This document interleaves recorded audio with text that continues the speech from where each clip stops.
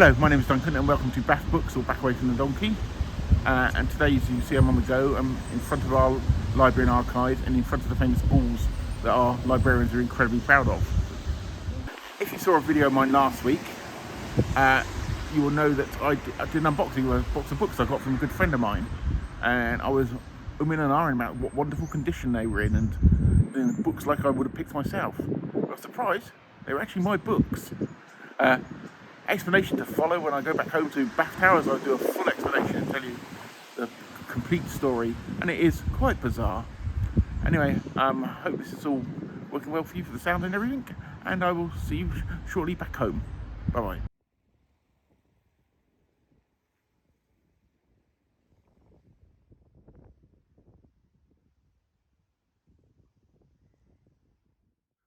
Well, here we are back in Donkey Towers, and I'd like to thank myself from yesterday for doing that little short introduction.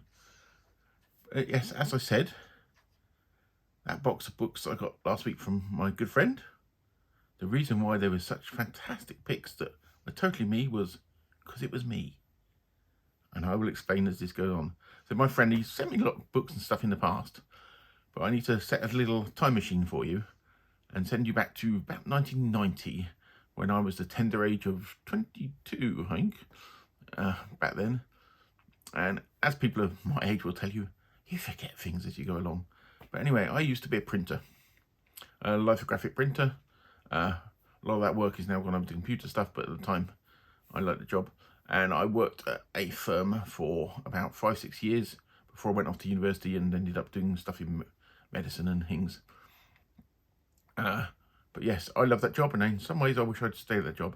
But my friend who I used to work with now actually owns the company and the work they do. And he lives, I'm in Scotland, and he lives far down south where I used to work there. His company is now moving premises. And a few weeks ago, he sent me a picture of a box. I will put the picture up here. And this box is a company that used to supply us with chemicals that no longer exists, called HDP Chemicals. Hydrodynamic products, they used to be. And I just thought, it's just a random box that he found and finds quite interesting. He said, I'm going to send you some stuff up. And he said, you know what's in there, but I'll send you some bits up. Yeah? And I assume it's going to be little weird things from when we used to work together.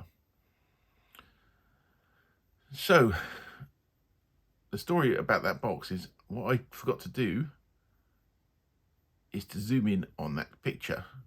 And I'll zoom in up there for you now, and you will see a bit that says books.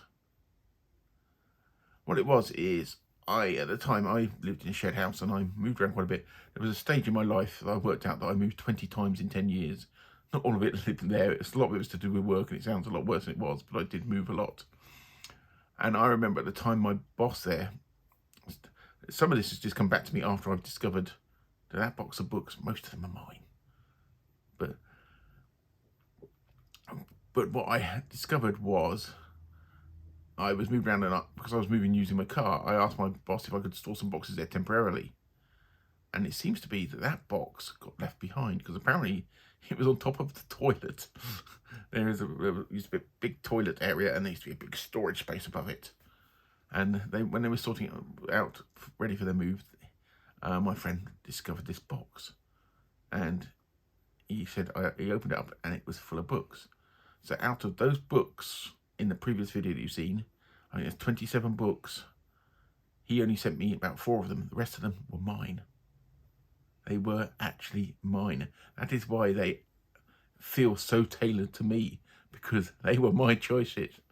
I've mentioned before of the great book purge of the 90s, the late 90s. When I moved around a lot because I went to university now, I got rid of so many books and I lost some. So now, for some reason, this whole thing makes me incredibly happy, because those are my books. Those are the original books. I sat down last week not realising it, and from that book things, read Methuselah's Children from Robert Heinlein. And in a little roundabout way, that is the book that I first read that story from, because it was my original book, and I didn't realise that. But I said, it's just really weird. And the used books in there, I'm pretty sure that I got from a second-hand store that used to be in the town of Frome, or there was one in Bath as well.